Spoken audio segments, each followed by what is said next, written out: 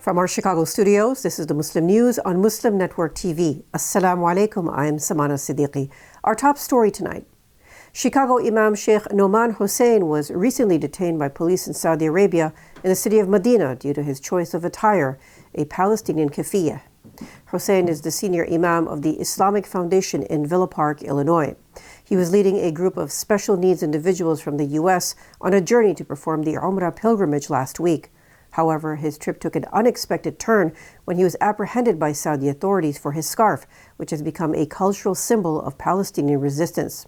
Saudi authorities were unsure of how to handle the situation, considering he was an American imam. After a brief detention, he was released. Addressing his congregation at Islamic Foundation on Wednesday, he reflected on the experience and highlighted the stark contrast between the limitations faced in Saudi Arabia and the freedom he enjoys as an American in the United States. He said in the U.S. he can freely pray for Palestine, wear the Palestinian Keffiyeh, and call on leaders to advocate for a ceasefire. Despite his ordeal, Hussein noted that the unity of Muslims around the Kaaba was evident during his pilgrimage, with many fervently praying for their fellow Muslims in Palestine. The International Court of Justice, or ICJ, began hearings today in The Hague on the South African petition against Israel for committing genocide in Gaza. The proceedings began with South African Justice Minister Ronald Lamola emphasizing the Geneva Convention's importance and the well-being of Palestinians and Israelis.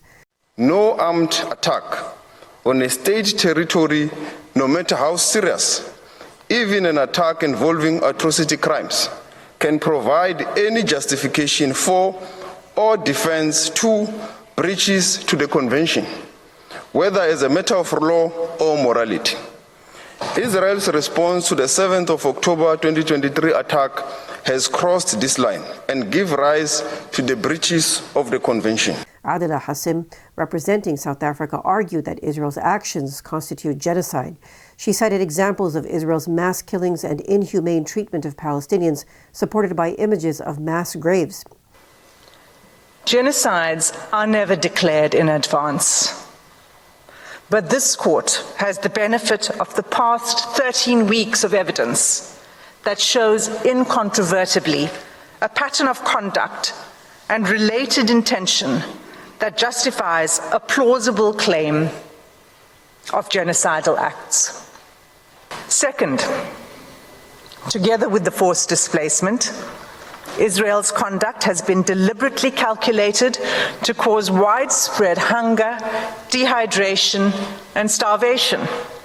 Israel's campaign has pushed Gazans to the brink of famine. An unprecedented 93% of the population in Gaza is facing crisis levels of hunger. Lawyer Tembika Njisi-Gatobi highlighted genocidal intent in Israel's actions, including rhetoric within the Israeli Knesset. The hearings will continue with Israel's response on Friday. The ICJ's hearing marks the first time Israel is facing trial under the UN's Genocide Convention, reflecting global concerns about the situation in Gaza. The Organization of Islamic Cooperation, representing all Muslim countries, supports South Africa's case. A new report by the Anti-Defamation League, or ADL, has sparked controversy for including demonstrations against Israel's war on Gaza as anti-Semitism. It has also equated anti-Zionism with anti-Semitism. The report highlights more than 3,000 anti-Jewish occurrences in the U.S. over 3 months, a 360% increase compared to the same period last year. Critics argue that the ADL, along with other pro-Israel groups, are conflating anti-Zionism with anti-Semitism. The ADL acknowledges that pro-Palestine protests with anti-Zionist chants and slogans were counted in the report, making up over 40% of the total incidents.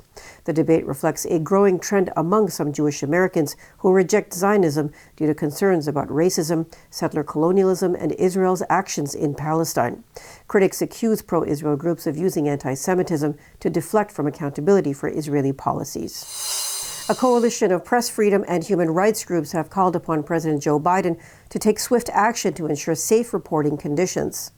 The Committee to Protect Journalists and Reporters Without Borders, among others, urged the U.S. to use its influence to safeguard journalists covering the conflict in Israel and Gaza. They also noted that President Biden had provided military aid to Israel during the crisis and requested additional funding from Congress. The letter highlighted that 72 Palestinian, 4 Israeli, and 3 Lebanese journalists have been killed, most of whom were reportedly killed by the Israel Defense Forces. According to the Palestine media office in Gaza, so far, 113 journalists have died in Israeli airstrikes. In addition, 80 journalists have been injured and 2 have been arrested by Israeli forces. As many as 169 media offices have been destroyed by bombings. A 78-year-old man in Orland Park, Illinois, has been charged with a hate crime for attacking his Palestinian neighbor. Terrence Klein allegedly punched the man and directed hateful comments towards the victim's Palestinian heritage during an argument over garbage cans. He also reportedly verbally attacked the victim's wife and approached her aggressively. Klein is now facing felony hate crime and battery charges. Since the start of Israel's war on Palestine last October, the FBI and the Council on American Islamic Relations have noted a spike in hate crimes against Muslims, Palestinians, and Arabs across the U.S. Over 250 alumni of New York's Hunter College are withholding financial support. That is unless the institution divests from companies connected to Israel and expresses stronger solidarity with Palestinians. Alumni accuse the school of taking a one-sided stance on the conflict and imposing inadequate security measures for Palestinian, Muslim, Arab, and pro-Palestinian students. Alumni at Hunter College are also urging the school to divest from what they call Israeli settler colonialism and apartheid. They are calling on the close to 25,000 students to endorse the Palestinian-led Boycott, Divestment, and Sanctions, or BDS movement against Israel. BDS challenges Israeli occupation and human rights abuses through peaceful economic, cultural, and academic boycotts. The move by the public university is a unique development in ongoing clashes on campuses across the United States between pro-Palestinian and pro-Israel groups. It is also in stark contrast to Ivy League universities, where donors have criticized perceived bias against Israeli and Jewish students. Palestinian journalist Heba Al-Abdallah and family killed in Israeli airstrike. Details after the break, so stay tuned, and we'll be right back.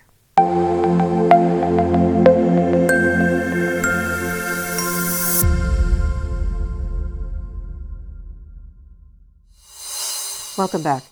Palestinian journalist Heba Al-Abdallah and her entire family were killed in an Israeli airstrike on their residence in Khan Yunis, southern Gaza. Medical sources confirmed the deaths as the conflict in the region continues to escalate. The Palestinian Ministry of Health reports that Al-Abdallah's death marks the 113th journalist fatality since the conflict erupted on October 7th. Outraged Palestinian journalists and media personalities in Gaza have said Israel's relentless targeting of journalists aims to suppress the truth and hide their actions from the world. An outpouring of grief and solidarity flooded social media, with users demanding accountability for Al-Abdallah's killing. The Committee to Protect Journalists has confirmed that Israel's war on Gaza has been the worst period for journalists since they began documenting such incidents in 1992. Israeli lobby groups are paying U.S. lawmakers hefty sums to finance their election campaigns. A recent analysis by The Guardian reveals that members of Congress who expressed stronger support for Israel during the first 6 weeks of his war on Gaza received an average of $125,000 from pro-Israel lobby groups and individuals during their last elections. In contrast, lawmakers who expressed more pro-Palestinian views received only an average of $18,000 from these groups. Around 82% of Congress was more supportive of Israel, while only 9% leaned towards Palestine. The analysis examined contributions from 33 pro-Israel groups and individuals. It spanned the political spectrum, from conservative groups like American Israel Public Affairs Committee to the more liberal ones like J Street.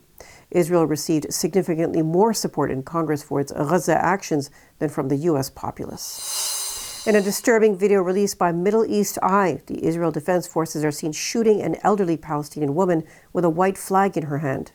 The woman, identified as Hala Khreis, was fleeing with her 5-year-old grandson, Taim Abdel, on a designated safe evacuation route from Gaza City.